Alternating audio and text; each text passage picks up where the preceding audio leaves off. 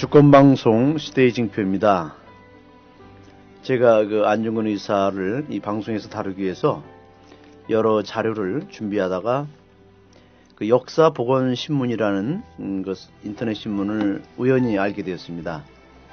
그 신문의 기사 내용을 소개하면서 오늘 이 시대의 징표를 시작해 볼까 합니다.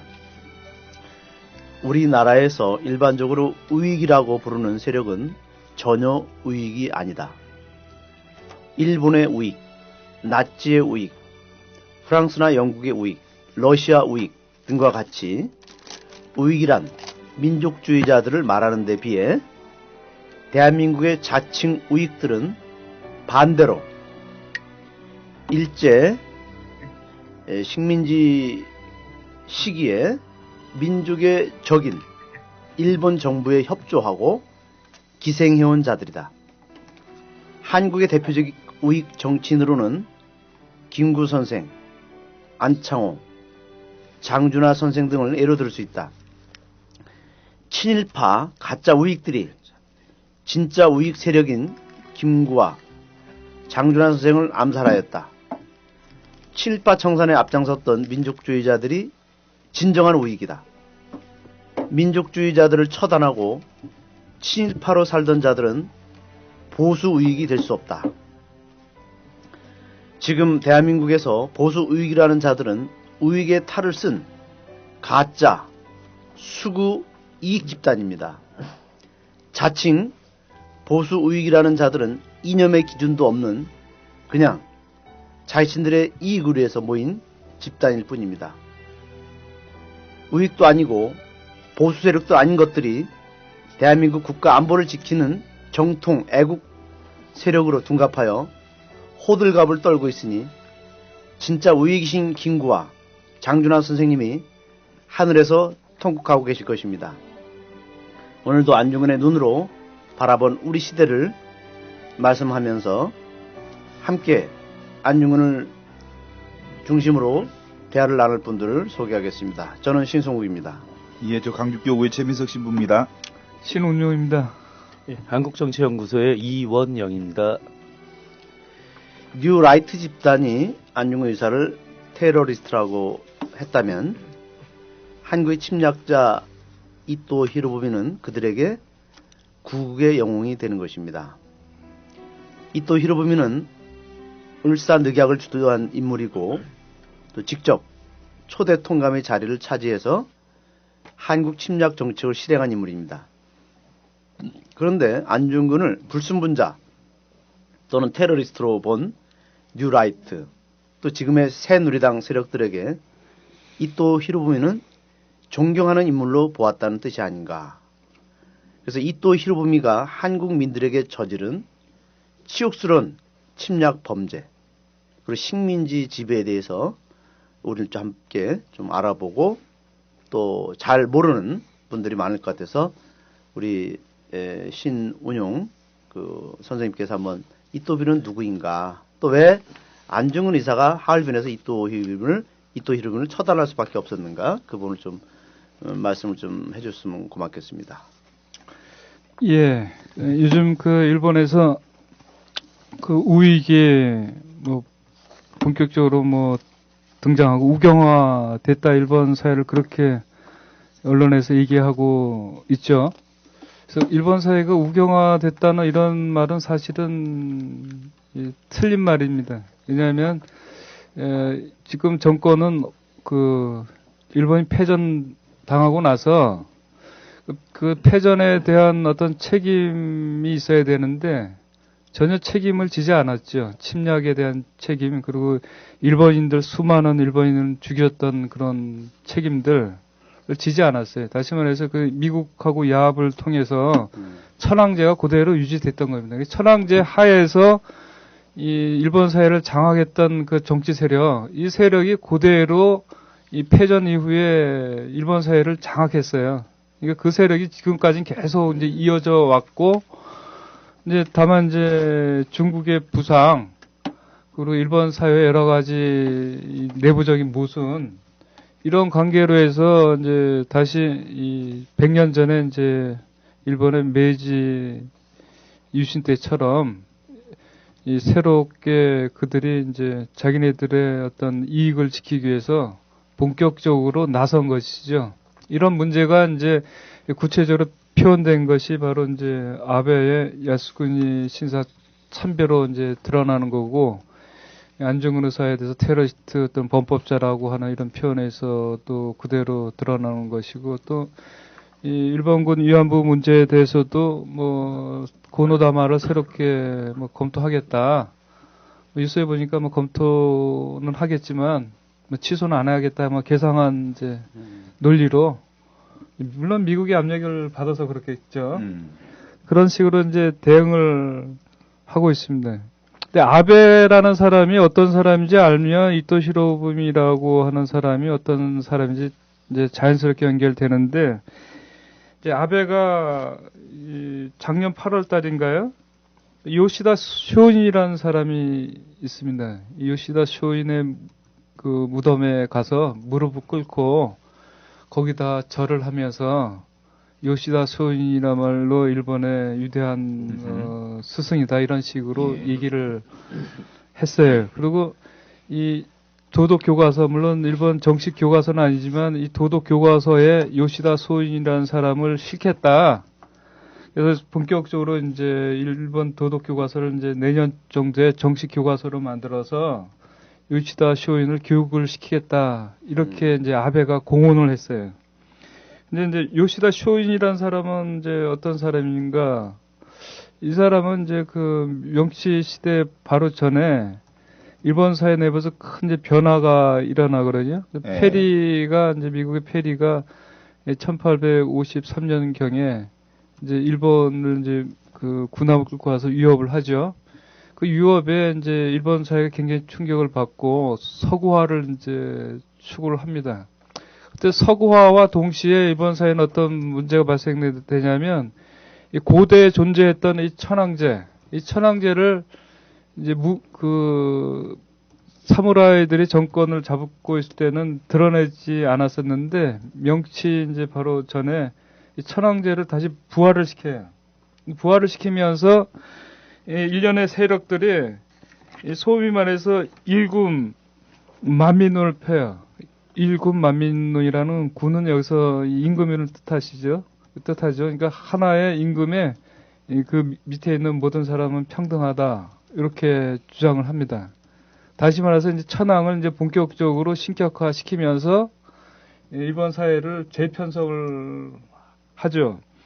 근데 이 천황론이 등장하면서 또 등장하는 게 바로 이 정한론이에요. 그 유명한 정한론. 뭐 정한론에 대해서 뭐 구체적 설명 안 드려도 잘 아시겠지만, 이 정한론에 앞장섰던 세력이 조수본 세력인데, 그리고 또 사츠마본 세력이 두 세력으로 이렇게 나눠진다 보시죠. 크게 보면 이제 조수본 세력은 지금의 그 야마구치 현이에요. 야마구치 현 출신이 바로 아베입니다. 그러니까 그 아베의 뭐 잘 아시겠지만 외조부가 기시 노부스케죠. 그 수상을 했던. 예, 일본이 패전되고 이후에, 그다음에 그 또 작은 외할아버지가 사토 에이사쿠고, 그 고조부가 또 오시마 요시마사라는 사람인데, 이들이 전부 다 이 정한론자들이고 천황주의자들이에요. 그러니까 아베는 그런 이 가정 환경 속에서 살았고, 따라서 그 자기 역사를 반성한다는 거는 자기 조상들에 대한 총체적인 부정을 할 수밖에 없는 거죠. 그러니까 부정을 할 수도 없고, 오히려 그를 이제 적극적으로 선전하면서 그런 일본 사회가 명치 이로부터 이제 조선을 지배하고 중국을 침략했던 그런 일본의 역사가 위대하다. 이거야말로 일본 야마토 정신의 표출이다. 그런 영광된 역사를 우리는 다시 찾아야 된다. 이렇게 역사를 이제 왜곡하면서 본격적으로 이제 일본인들한테 그걸 가르치겠다는 거예요. 그럼 뭐를 의미하냐면, 우리는 조선을 침략한 거 아니다. 조선을 도와서 조선에 철도도 놔주고 병원도 만들어주고 조선인들을 교육시키고 야만에서 문명의 세상으로 만들었다.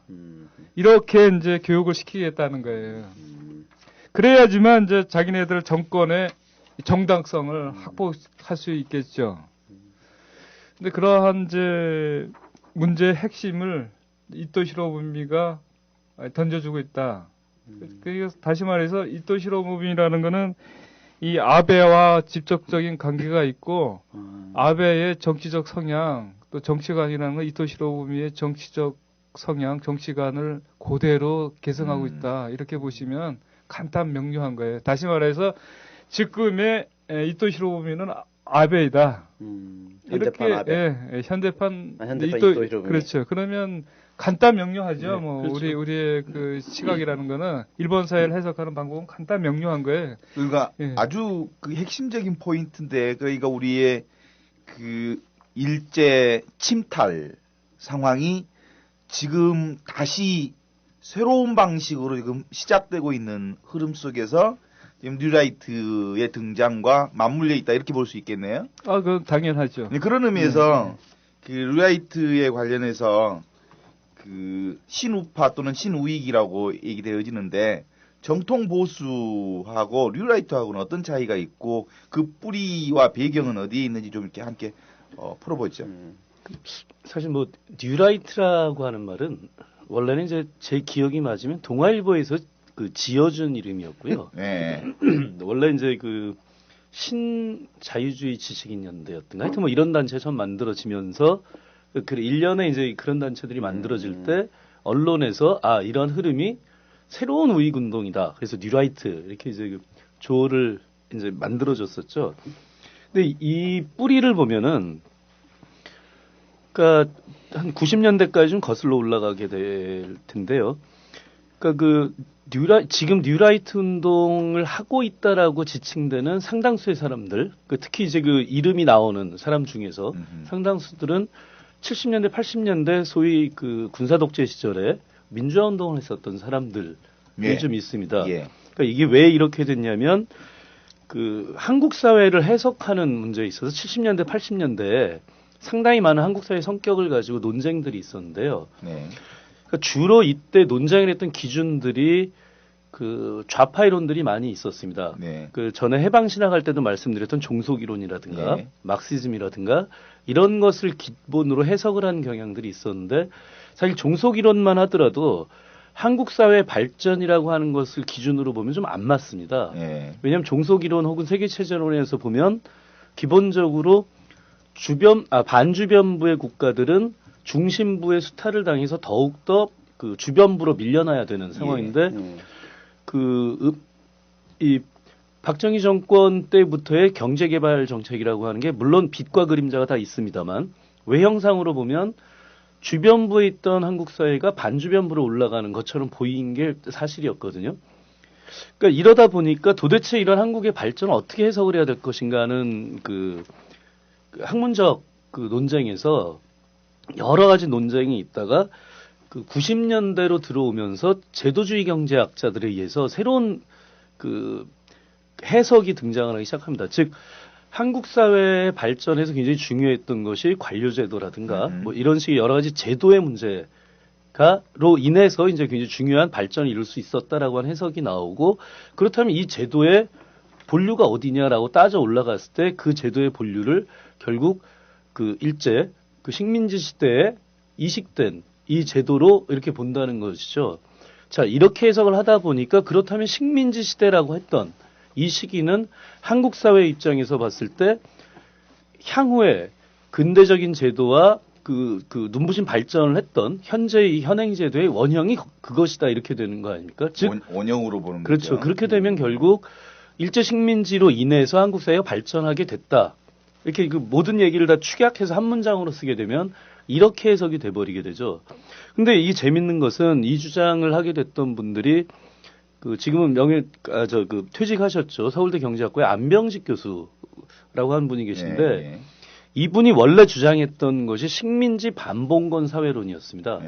그러니까 80년대 현재 대한민국 사회는 그러니까 과거에 여기서 얘기한 식민지는 과거에는 이제 일본이었지만 그 식민지의 본국이 지금은 미국, 이라고 하는 이야기 말씀이었고요.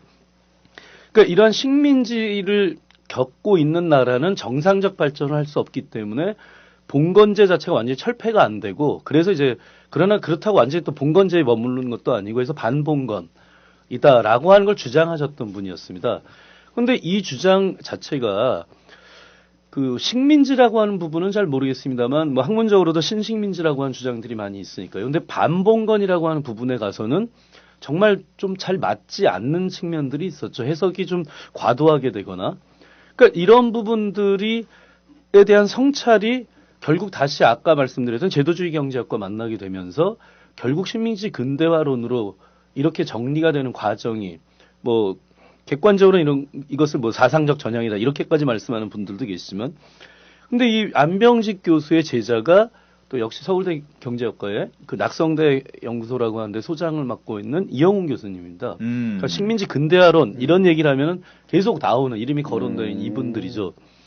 그런데 문제는 초기에는 이것이 학문적 논쟁과 성찰의 과정이었는데 이것이 바로 아까 말씀드렸던 뉴라이트라고 하는 정치운동과 결합이 됩니다.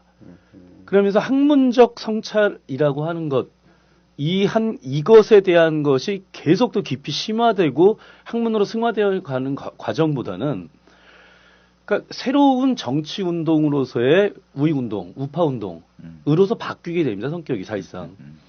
그래서 이것이 이제 그런데 이제 이 운동이 70년대, 80년대의 민주화 운동을 통해서 한국 사회가 완전히 좌파 일색이 됐다라고 하는 식으로 바뀌게 되는 거죠. 그러면서 모든 것이 좌파 척결과 같이 논리가 이렇게 전개가 되기 시작을 하죠. 그러면서 결국 뉴라이트는 제가 생각할 때는 학문적 성찰에서 시작했을지는 모르겠지만 현재 보여지고 있는 모습은 우익운동이 아니라 이것은 파시즘 운동에 가깝다라고 보는 것이 맞을 것 같습니다. 이와 굉장히 유사한 사례가 미국의 네오콘입니다. 많은 분들이 네오콘은 그냥 원래부터 굉장히 그 꼴통 보수파 이런 분들이 한 줄 아는데 네오콘의 뿌리는 그 트로츠키주의였습니다. 좌파에. 그러다가 이제 그 미국의 정치 상황 변화와 결합이 되면서 레이건 대통령 시절부터 확 그 공화당 지지로 가서 거기서 가장 그 시쳇말로 꼴통 보수적인 대외 전략을 펴는 집단으로 네오콘이 변질되는데 한국에서의 뉴라이트도 외형상으로 보면 굉장히 그 유사한 그러네요. 경로를 겪고 있습니다. 그러면 이들이 보는 그 일제 시대를 어떻게 평가하는 건가요? 결국은 그 일제 시대를 이야기하기 위해서 먼저 조선 대한제국 말기 구한말을 이야기하는데요. 구한말의 조선이라고 하는 나라는 뭐 한마디로 간단히 얘기하면 나라도 아니었다. 이런 이야기죠.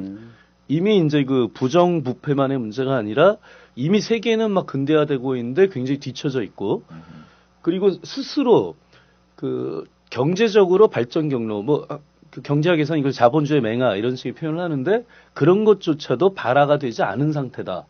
그러니까 이 상태에서 상대적으로 근대화된 일본 제국주의가 들어와서 제도를 이식하고 그러니까 시스템을 바꿔줬고 문화까지 바꿔줬다라고 이야기를 하는데 이게 바로 교학사 교과서에 보면은 참 교과서에 이런 말이 나오는 게 맞을지 좀 어이가 없었던 게 일본에 의해서 조선인들의 시간관념, 근대적 시간관념이 도입됐다. 이 교과서에 나오는 말입니다. 이제 그러니까 그 일본은 그 한국 그러니까 조선에게 근대 문명 은인으로서 그 근대 문명을 전파하고자 하는 이런 상황에서 일본을 향해 싸우는 그 항일 운동은 어떤 의미로 보면 반문명적 시대착오적인 운동이 되는 거네요. 그렇죠. 그렇게 되니까 이것은 정상적인 행위가 아닌 아주 극소수의 아주 일탈적 행위로 치부하게 되고 그러니까 극소수의 일탈적 행위로 치부하게 돼야 제 지난 시간에도 말씀드렸지만 그 테러리스트 뭐 이런 식의 말을 하게 되는 거죠. 이렇게 치부하게 되니까 지난 시간에도 말씀드린 것처럼 테러리즘이라고 하는 것은 정상적인 정치 활동이나 군사 행동으로 보는 것이 아니라 일탈적인 것으로 보니까 안중근 의사도 이렇게 봤을 때 여기 이 사람은 그냥 테러리스트다. 이렇게 주장을 하게 되는 거죠. 뒤집으면 친일은 그 전근대성과 근대성 사이에서 어쩔 수 없이 그 적극적으로 근대성을 선택한 충분히 이해하고도 남을 만한 사람들이다. 그렇죠. 이런 그렇게 해석이 논리가 되는 거죠. 예. 그렇다면 그들에게 있어서는 또 해방 정국에 관련해서 어떻게 평가가 되겠습니까? 그러니까 먼저 이제 일제가 우리를 침략하고 있었던 이 시기에 대해서조차도 사실은 이제 간단하게 반론을 하나를 핀다면, 자, 그럼 일본이 철도를 놔줬고, 이건 사실이죠. 네. 사실인데, 뒤집어서 질문을 한번 한다면, 만약 그 철도를 도로 걷어갔다면, 그러니까 철도를 사용할 수 없게 됐다면, 뉴라이트의 논리에 따르면, 이 대한제국 혹은 조선, 우리 민중들이 굉장히 손해를 봐야 되는 상황이 되겠죠. 정말 일본이 우리를 근대화를 시켜준 것이라면. 근데 간단하게 얘기하면 당시에 만약 철도가 스톱이 됐다면 가장 피해를 보는 거는 우리 조선의 민중들이 아니고요. 일제 자신입니다. 왜냐하면 이 철도 자체의 역할이 식민지에서의 자원을 일본으로 실어 나르고 이 식민지 모국인 일본의 상품을 식민지인 조선에 파는, 말하자면 이 물류 역할을 하는 거니까. 그러니까 이게 근데 이제 일본만 그랬던 게 아니고요. 당시 국제 상황에서 후발 제국주의 국가들이 다 이렇게 식민지를 통해서 그런 활동을 합니다. 경제적 수탈 행위를 하게 되는데, 그러니까 일본이 특별히 나쁜 나라다라고 하는 것은 잘 모르겠습니다. 우리는 민족 감정상 그렇게 생각할 수 있겠지만 당시 제국주의 국가들이 대부분 동일한 패턴을 보였다는 거죠. 그런데 재밌는 것은 프랑스에서는 어떤 사람들도 독일이 프랑스를 침략하고 했을 때 프랑스를 독일이 근대화시켜줬구나 라고 생각하는 사람은 없다는 겁니다. 그렇지. 그리고 독일이 그렇게 주장하지도 않습니다. 유일하게 일본만이 한국을 근대화시켜줬다고 하고 아주 극소수의 뉴라이트 계열의 사람들만이 일본이 식민지 근대화를 시켜줬다 이렇게 주장을 한다는 겁니다. 간단하게 얘기해서 저는 이것은 좀 어불성설이다 이렇게 보는 게 맞을 것 같은데, 이게 끈질기게 살아나게 되는 것은 정치운동과 결합을 하게 되니까 그렇게 되는 거죠. 자, 이게 대표적으로 등장하게 된 게 제가 생각할 땐 작년에 교과서입니다. 이 교과서가 실제로 팩트 자체의 기술 오류 때문에 검정에 통과할 수가 없는 상태였죠. 근데 이것이 무리하게 통과가 됐는데요. 이 친일이라고 하는 것이 그대로 아까 신부님도 말씀해 주셨지만 연결이 된 것이 결국 한국의 사회에서는 이제 군사 독재 세력으로 연결이 되고 그 후예들의 후예로서의 정치 세력까지 이렇게 연결이 되는 현재 한국 상황을 반영해 준 것이 아닌가 싶습니다. 이렇게 봤을 때 뉴라이트에서는 당연히 해방 전국에서 가장 훌륭한 사람은 대한민국 정부를 수립한 초대 대통령 이승만이다라고 주장을 할 수밖에 없게 되죠.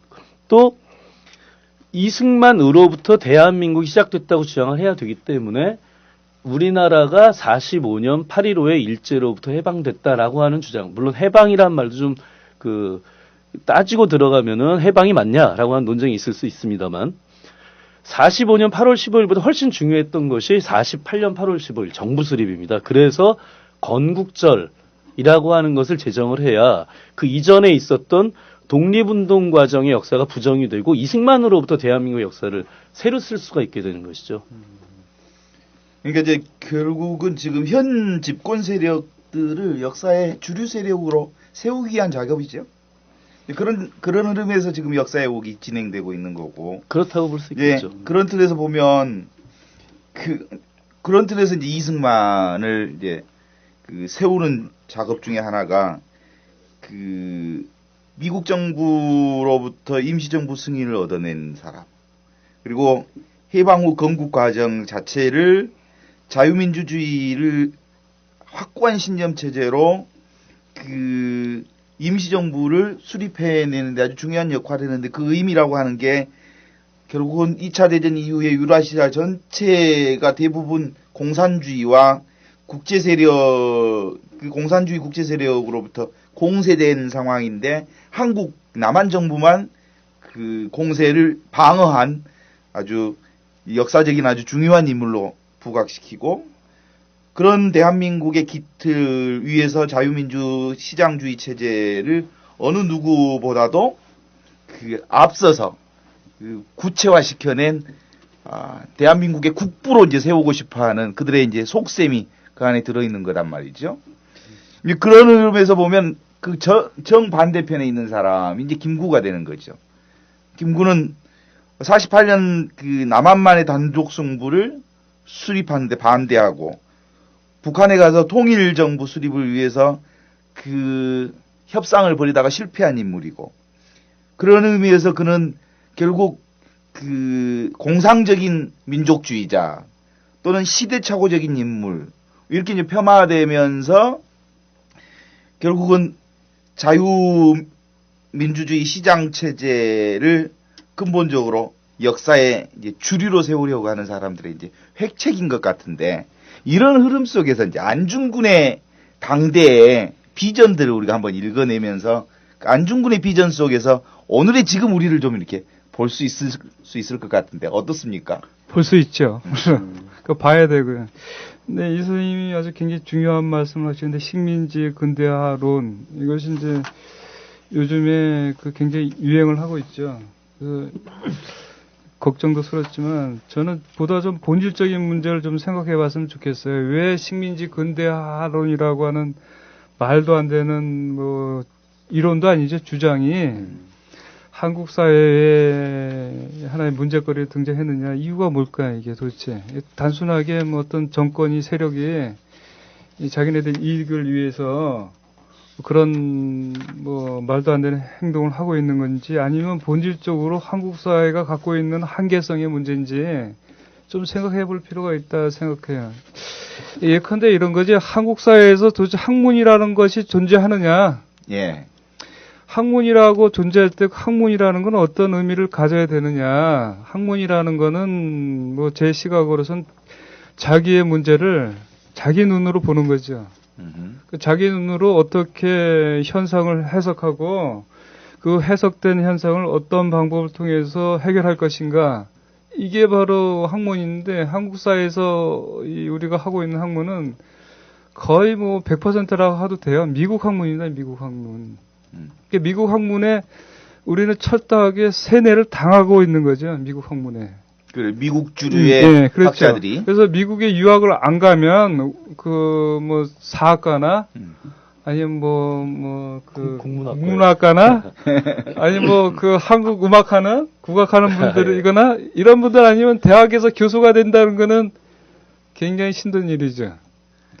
근데 이런 문제가 결국은 이제 그 식민지 근대화론을 미국 사람들이 부정하고 있느냐? 그건 아니에요. 미국도 그는 철저히 그렇게 주장을 하고, 그건 뭐 제국주의하고 관계가 있으니까. 또 그런 문제가 또 일본의 그 주장들, 제국주의적인 주장 속에서 일본이 그걸 포기한 건 아니거든요. 그러니까 이 일본의 학문에 세뇌당한 사람들, 미국의 학문에 세뇌당한 사람들, 이들이 한국 사회의 주류를 형성하고 있다는 이 현실, 이게 더 크나큰 문제죠. 그러니까 주체적으로 우리 역사를 보지 못하고 있는 이 문제성에 있어서 이 안중근 의사는 어떻게 인식을 했을까? 당시에도 이제 많은 일본의 이론이 막 들어오거든요.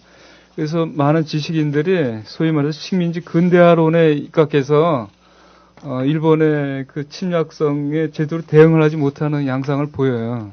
거의 세뇌 당하는 거지, 많은 사람들이. 근데 안중근 의사는 거기에 비해서 이렇게 생각을 하는 거예요. 문명이란 무엇인가? 안중근 의사가 동양평화론에서 정의를 해요. 문명이라는 게 무엇인가? 도대체 문명이라는 게 뭘까요, 이게? 그때 문명이라는 거는 소위 말해서 이 개화죠, 개화. 그렇죠. 서구화죠, 서구의 그 학문, 이의 모든 것을 이제 받아들여서 서구 사회로 이제 만드는 것이 그것이 바로 문명이라고 이렇게 생각했던 것이요. 그리고 일본인들이 뭐 후쿠자 유키치 같은 그런 이 극우 성향의 사람들이 조선인들한테 이렇게 너네들은 야만족이다, 야만족, 야만국가인데 일본처럼 문명이 앞선 나라가 너네들을 우리가 구원해주겠다. 그러니까 받아들여라. 우리가 시킨 대로 하면 너네들은 야만국에서 문명국으로 갈 수 있다. 이것이 일본인들이 주장했던 문명론이었어요. 거기에 대해서 안중근은 정면으로 이제 비판을 하는 겁니다. 문명이란 그런 게 아니다. 문명이란 건. 문명이란 거는 이 물질 문명에 의해서 기계를 만들고 비행기를 만들고 전투함을 만들고 이런 것이 문명이 아니다. 전쟁을 위해서 이 과학을 발전시키는 그런 문명이 아니다. 그는 야만이다. 야만. 그야말로 야만이다 말이에요. 야만. 사람을 죽이기 위해서 존재하는 과학은 야만이라 이렇게 주장하는 거예요. 안중근은. 그건 도대체 문명이라는 무엇인가? 안중근의 말에 따르면 도덕성의 회복인 거예요. 도덕성의 회복. 그러니까 도덕성의 회복의 문제는 종교성이랑 관련이 있는 거죠. 그렇죠. 예. 그러니까 하나님의 속성을 평화의 세계를 이루는 게 바로 문명이라 이렇게 생각하는 겁니다. 안중근 의사는. 그러니까 문명론에 대한 관점이 안중근 의사하고 그 당시에 그 식민지 근대화론자들하고 제국주의자들하고 전혀 다른 거예요. 그렇죠. 그러니까 안중근 의사는 이런 식민지 근대화론자들하고 대결할 수밖에 없어요. 그런 구체적인 양상이 바로 재판을 통해서 드러나는 겁니다. 미조부지라는 검찰관이 안중근 의사한테 이렇게 협박을 하는 거예요. 너 이토시로부미를 죽였는데 잘못했다. 이유는 일본이 피를 흘리면서 그 세금을 조선에 투입해서 그야말로 이 병원도 만들어주고 학교도 만들어주고 철도도 놓아주고 야만적인 조선을 드디어 문명의 세계로 이끌었는데 그런데 가장 앞장서고 희생한 분이 이토시로부미입니다. 이토시로부미를 죽였다는 건 넌 반문명적인 인간이다 이렇게 공격을 했던 거예요. 그럼 안중근이 어떻게 대답을 했겠습니까? 안중근에서 간단 명료한 거예요. 너네들의 침략을 하지 않았으면 우리는 더 발전했다. 네. 우리가 발전이 너네보다 더딘 거는 니네들이 침략했기 때문이다. 왜냐? 명치 시절 그 유신 이전에는 결코 너네들이 조선보다 발전한 문명을 가진 적이 없다 이렇게 주장하는 거예요. 명치 유신 이전에는 조선이 훨씬 앞섰다 말이죠. 그런데 너네들이 침략해서 우리의 발전성을 막았다. 그러니까 이 근대화 식민지론이라는 것은 거짓이고 그는 오히려 조선을 태화시키는 원인이기 때문에 그 태화시키는 장본인 이토시로부미는 문명을 위해서 우리가 발전해서 제거의 대상이 되었을 뿐이다. 이런 논리를 구성하는 거죠. 그러니까 문명론이라고 하는 것은 결국 이제 그 물질 문명을 중심으로 보는 거고, 그 다음에 안중근이 보았던 그 도덕성이라고 하는 것은 인간의 양심을 근거로 해서 그 구체적으로 인간의 내면성을 중시 여기는 거라면 근대화론이라고 하는 것은 외적 문명을 얘기하는 거죠. 사람이라고 하는 근본적으로 그 양심을 근거로 했을 때 비로소 그 금수 같지 않는 인간으로서 그 품위를 유지하면서 살 수 있는 가장 지극히 인간의 기본을 기초로 해서 민족 운동을 시작했던 분으로 볼 수 있겠죠. 네, 그래서 잠깐만, 네. 제가 이제 여기서 좀 끼어들고 싶은데 제가 과거에 그 안중근에 대해서 좀 이렇게 많이 공부하고 자료를 찾아보면서 보니까 이제 지금 우리 얘기의 그 일맥상통하는 부분을 정리해 볼 필요가 있었어요. 이토 히로부미는 그 일본 그 아주 젊은 시절부터 일본 정치 지도자로서 부각되는 인물이었어요. 그래서 그 아주 젊었을 때 유럽 그 산업화를 가서 직접 보고 그렇죠. 영국 유학했었죠. 네, 영국에서 유학도 하고 그다음에 유학하는 동안에 그 주변 국가들 그러니까 프랑스라든지 이태리라든지 이런 데는 산업화를 직접 시찰했다라고 이제 기록이 나와 있고 그러면서 그때 이제 메이지 유신이 이제 그 시대가 되면서 그 유신 정책의 핵심은 그 일본의 그 부국 강병이 메이지 유신이 그렇죠. 추진했던 그렇죠. 정책들이었는데 그러니까 그들은 부국 경제적으로 그렇게 유럽처럼 발전돼야 된다, 산업화돼야 된다.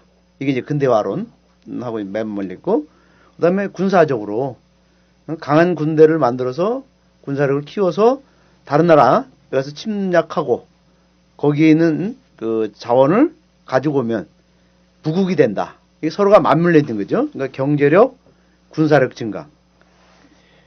그러니까 그 이토 히로부미의 그런 메이지 유신의 그 실행, 정책 실행이 네. 부국강병. 거기는 딱 두 가지입니다. 잘 살자. 경제적으로. 그리고 군사적으로 강하게 만들자. 근데 이제 안중근과 이또는 서로 대립되는 이제 그 위치에 있는데 안중근에게 우선적인 가치는 그 경제 그다음에 군사적 이전에 먼저 우리 인간에게 필요한 것은 인권, 그다음에 평화, 민주주의 가치. 이것이 우선적이었어요. 그렇죠. 네. 그러니까 이또 히로부미는 말하자면 제국주의적 그런 행동만을 일삼았다면 안중근 의사는 생명과 평화를 중심으로 한 행동을 한 거죠. 그러니까 결국 그 일본을 상징하는 유신을 상징하는 안중근과 평화와 생명을 상징하는 이또와 평화 생명을 상징하는 안중근의 그 대결점이 하얼빈 의거라고 볼 수 있는 것이죠. 그래서 지금 이제 식민지 근대화론을 주장하는 그 인간들은 예. 그 이또 히로부미의 그 뿌리를 두고 예, 있고. 그 뿌리를 두고 그것을 마치 그런 그것이 근대화 있냐. 오늘날 지금 우리 이명박 박근혜 그 일당들이 추진한 정책들, 뭐 철도 민영화, 의료 민영화, 또 공기업 민영화 이런 것들은 결국 이또 히로부미의 그 북강병 그것을 그대로 이어가는 그런 정책들이고 우리 도덕적 양심적인 세력들은 안중근 의사의 그 가치관을 우리가 계속 이어가기 위해서 노력하는 것이 아닌가. 지금 결국 이것이 현재 진행형 인사한테 이또와 안중근의 이 만남. 그때 그러면 이제 안중근이 이또 히로부미를 이렇게 표현했죠. 늙은 도둑이라고. 네. 그렇죠. 도적. 그렇죠. 이 나라를 침탈한 늙은 도적이라고 했단 말이에요. 그 뿌리를 잇고 있는 그 르라이트 흐름들은 또 한편으로 가난한 백성들이 실제로 신자유주의라고 하는 이 자본, 그러니까 교황님이 얘기하셨던 규제받지 않는 자본은 새로운 독재다라고 하는 이런 큰 독재 속에, 자본 독재 속에 희생되어지는 백성 민중들의 피와 그리고 그 삶을 담보로 한 그 늙은 도둑과 비교하면 무슨 도둑입니까? 삶을 온전히 침탈한 새로운 도둑이죠. 그런 의미에서 최근에 뭐 세 남자매의 자살 사건 이후에 계속 지속되어지는 우리 한국 사회의 그 자살에 연이은 이 암울한 현실은 그 뿌리가 사실은 규제받지 않는 새로운 독재 안에서 죽어가는 민중들의 삶의 현실 이렇게 볼 수 있지 않습니까? 그렇죠. 그래서 제가 그래서 신부님 그렇게 말씀하시니까 좀 드릴 말씀이 정말 있는데 아까 제가 이 한국 사회에서 학문의 문제성에 대해서 말씀드렸죠. 그러니까 그 한국 사회에서 특히 한국 사회를 움직이는 경제 이론, 이 경제 이론은 유럽의 이론이죠. 뭐 더 정확하게 얘기하면 미국의 이론인데 그건 뭐 간단 명료하죠. 뭐 돈을 조금 들여서 최대 이익을 보는 게 경제 이론이에요. 미국의 경제 이론이라는 거는. 그러니까 이론 넣어서 뭐 몇천억 만드는 게 미국의 경제 이론이에요. 간단한 거예요. 자, 한국 사회에서 한국 역사가 5,000년이나 그러면 한국에는 경제 이론이 없었을까요? 신부님한테 여쭤볼게요. 한국에 경제 이론이 있었을까요? 없었을까요? 있겠죠. 있겠죠? 있다고 봐요. 예. 그는 이제 우리 말에서 얘기할 수 있는데 그 옛날에는 경제를 갖다 우리는 살림이라고 그랬어요. 살림. 예, 어떤 그 정치인이 살림살이가 뭐 좋아지셨습니까? 그런 할 때 유행이 됐었는데 그 살림이라는 말 자체는 살리다에서 나온 명사거든요. 그렇죠. 그러니까 경제 우리나라 말은 살림이에요. 이게 모든 사람을 물질적 측면에서 살리는 겁니다. 얼마나 투자를 해서 얼마나 이익을 보냐 이게 아니에요. 경제 이론이 살림이어야 되는 거예요.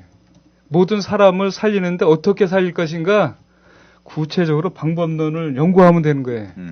그래서 소외된 사람들을 어떻게 살릴 것인가, 노동자를 어떻게 살릴 것인가, 대기업을 하는 그 오너들을 어떻게 살릴 것인가 그 방법론을 연구하면 되는 거예요.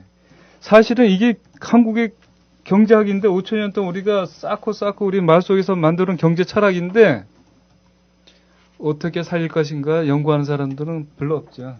한국 사회에서 경제학에서 그런 이론이 나와 있지도 않아요. 경제 철학이 없는 거예요, 한국에서는.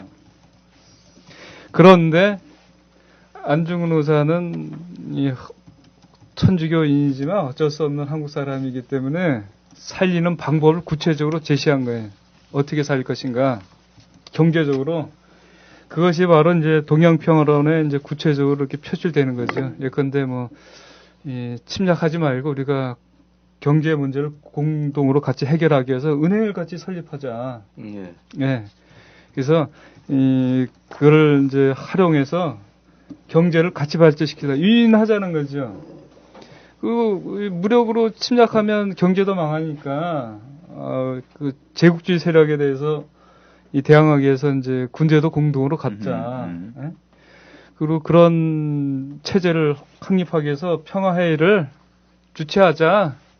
또 종교이니까 그런 걸 이제 체제를 보장할 수 있는 거는 세계 3분의 2가 믿는 가톨릭 이게 수장인 교황을 이제 거기 수장으로 세우고 그렇게 해서 평화를 정착시키자 하는 구체적인 그 안중근 의사의 동양평화로는 제가 지금 얘기했던 그 한국의 경제 철학, 살림이라고 하는 경제 철학하고 맞닿아 있다는 것이죠. 그렇게 봤을 때 이 안중근 의사의 이 동양평화론은 식민지 근대화론을 정면적으로 배척하고 새롭게 이 한국을 넘어서 동양 전체를 어떻게 살릴 것인가 그런 이론을 제시했다는 데서 우리가 앞으로 현재 이론뿐만 아니라 미래 이론이다. 우리가 그런 방향으로 가지 않으면 이 한국을 넘어서 동양을 넘어서 세계에 이 미래가 없다. 그렇게 우리가 좀 볼 필요가 있어요. 그래서 이 또 히로부미는 사실은 당대 안중근에게 있어서는 주적인 거지요. 그래서 악을 제거하는 방식으로서 그리고 이토 히로부미를 이제 저격하는 아주 용맹스러운 그 행동을 감행했다고 볼 수 있죠. 이제 우리 이게 한 버스에 이렇게 그 기사가 50명 가까이 타는 그 버스 기사가 만일 제정신이 아니면 어떻게 해야 돼? 끌어내려야 되는 거 아니에요, 사실은? 그렇죠? 그러나 왜냐하면 50명, 60명의 그 목숨, 생명이 담보되어 있는 사람. 그런 의미에서 사실 아주 그 단순하면서도 분명한 당신의 행위 속에 그 행위 자체 평화지요. 다른 생명들을 계속 죽어가고 제국주의 침탈 속에서 피폐해야 되는 민생들을 보는 그 과정에서 다른 생명을 살리기 위해서 악을 내리는 건 아주 정말 한 1000명을 받는 중요한 틀 중에 하나라고 확신했던 것 같아요. 그렇죠. 그래서 종교적으로 설명하면 그걸 다 이제 기독교에서 하나님의 섭리라고 이렇게 말씀을 하시죠. 그래서 안중근은 하나님의 섭리라는 게 단순하게 기독교의 문제가 아니고 그는 역사의 방향성입니다. 역사의 방향성. 우리 그렇죠. 삶의 방향성이고 우리 삶의 기준점에 그렇지 않을 때 우리 삶이 파괴되고 그리고 끊임없이 추락할 수밖에 없는 상황이잖아요. 그랬을 때 이제 새롭게 안중근 의사가 이 세대에 태어나신다면 어떻게 하실까요? 그거는 설명 드릴 필요도 없는 거예요. 그거는 뻔한 거 아닙니까? 정의롭지 않은 거는 정의롭게 돌려라. 부정한 거는 부정했다고 얘기하고 책임을 져라. 그리고 새롭게 만들기 위해서 무엇을 할 것인가 우리 같이 고민하고 꿈을 꾸고 새로운 나라를 만들자. 그렇게 하셨겠죠. 예, 그런 측면에서 안중근 의사의 그 위대성, 이 시대를 살리는 하나의 이론으로서 중요하다. 이렇게 생각합니다. 네. 우리 조국과 민족의 독립 그리고 애국을 위해서 목숨 바친 우리 김은구 선생, 또 안중근을 테러리스트라고 말하는 우리 사회의 가짜 보수 우익들, 그들의 조국은 어디일까요? 묻고 싶습니다. 그들은 일본을 조국으로 생각하고 있지 않는가? 프랑스는 1940년부터 44년까지 4년 동안 독일 나치에 점령하에 있었습니다. 그 4년간의 국가의 치욕을 씻기 위해 나치 부역자들을 철저히 처단하였고 또 청산하고 있습니다.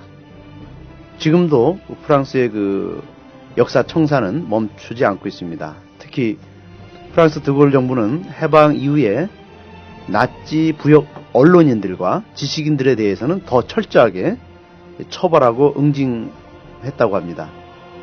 900개의 신문 잡지사 가운데 무려 649개의 언론사를 폐간시키고 재산을 몰수했습니다. 그래야 오늘날 프랑스는 역사 정의를 바로 세울 수 있었고 또 민주주의를 만끽하는 사회로 만들 수 있었던 것입니다.